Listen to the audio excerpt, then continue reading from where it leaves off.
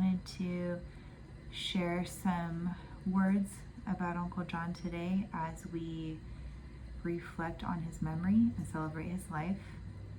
I did write some things down, so I may glance off the camera a little bit here and there to read. As I started reflecting on memories and different things about Uncle John, there are a few things that come to mind, but one of the main things that stood out to me was that I always thought he was one with the earth. You know, he had such a passion for the ocean, for plants and food. Can't forget that. While I was brainstorming and writing things down, the movie Chasing Mavericks kept popping into my head. For those who haven't seen the movie, it's about a young surfer at 16, Jay Moriarty, who surfed Mavericks and basically put himself on the map, as well as the wave at the time. It wasn't as known, but mainly what stood out to me about this movie is the opening scene and the narration of the introduction. And in the opening scene, the narrator says, "We all come from the sea, but we are not all of the sea. Those of us who are, we the children of the tides, return to it again and again." I do feel like a lot of my passion for the ocean comes from Uncle John. Since we spent so much time at the beach and on the boat with him. He had such a genuine understanding of this environment and such a level of comfort that was so apparent. I feel like there's just some people that are just a part of it, you know, like as if they come from the sea. He was a true waterman at heart. Whether it was running up and down the beach collecting sand crabs, getting hammered by waves, or hanging out on the sailboat in Dana Point and running around like wild banshees, he was all about it. He had so much patience and a level of calmness to him that only few people in this world possess.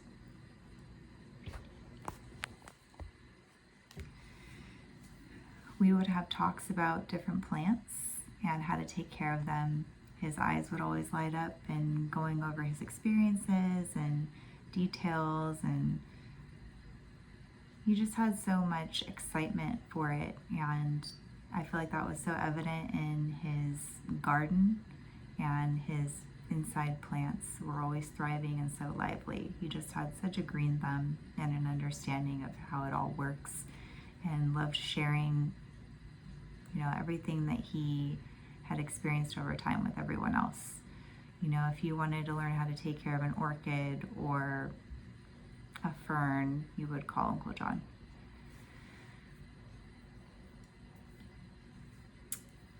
And of course, who could forget his cooking? The word that comes to my mind is legendary, hands down. Always a phenomenal cook. Always the best ingredients, the freshest ingredients, always from scratch and always made with love. He was so creative and he made it look so easy. I remember my first time in the kitchen preparing Thanksgiving dinner with him felt like such a privilege. I even took videos. I was just so excited to be a part of it with him. I am grateful that his talent rubbed off on Maddie, who is also a phenomenal cook, and she learned so much from him, and it shows.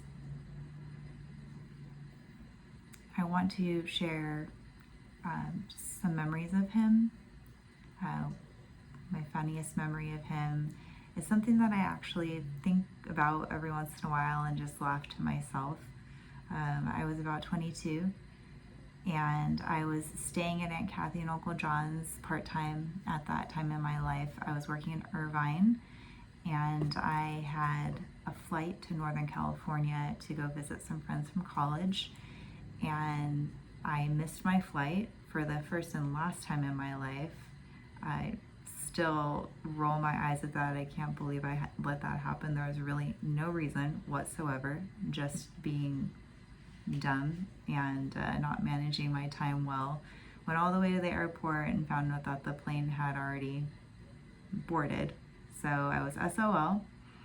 I managed to book a flight the next day with like 2 stops. It was going to take me the entire day to get there. But I was, asking around to see who could possibly take me to the airport the next day. And I remember Aunt Kathy told me, Uncle John will take you.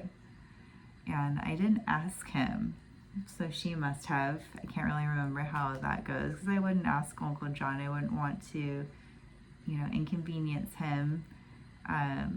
So when she said that, I was kind of a little worried that he might be annoyed to have to take me to the airport, but he did.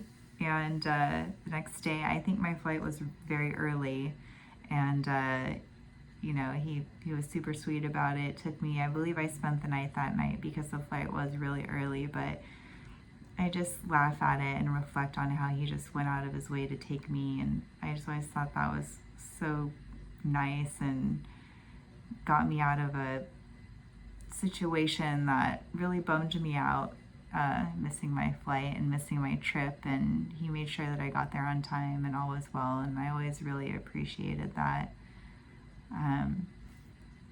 In closing, I just wanted to share also one of my last memories of Uncle John before he started getting sick this last time. It was on Easter, and I was sitting there with Zach and Noah, and Noah made a comment saying something along the lines of, Uncle John doesn't seem to talk much. And I went on to tell Noah, he's just a little older and more tired now, but if you want to strike up a conversation with him, you gotta figure out what he wants to talk about, his interests. And sure enough, a few minutes later, he sat with us, and I asked him where was his favorite local spot to surf when he would surf often. And you should have seen his face light up. He was so happy to talk about it, sharing stories about the wedge and his experiences, and it just made me feel really good to be able to show Noah that, because the younger kids, they don't get to see that. They didn't get to see him, when he was a little more lively and he wasn't battling health issues. And it really breaks my heart that the younger kids won't be able to see that. And I feel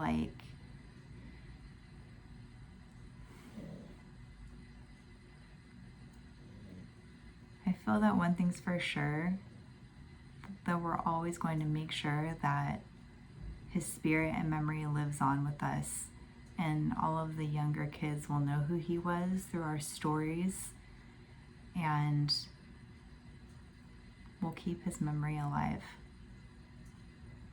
And we'll never forget all the things that he taught us, all of his patience, all of his understanding, and all the silliness and all the fun and the amazing side to him that in his last years was a little harder to see, because he was tired, he was dealing with a lot, and I hope that Noah understood and really got to see that in that moment.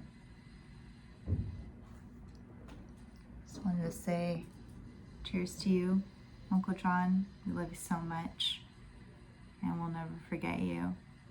Thank you for all of the love and the memories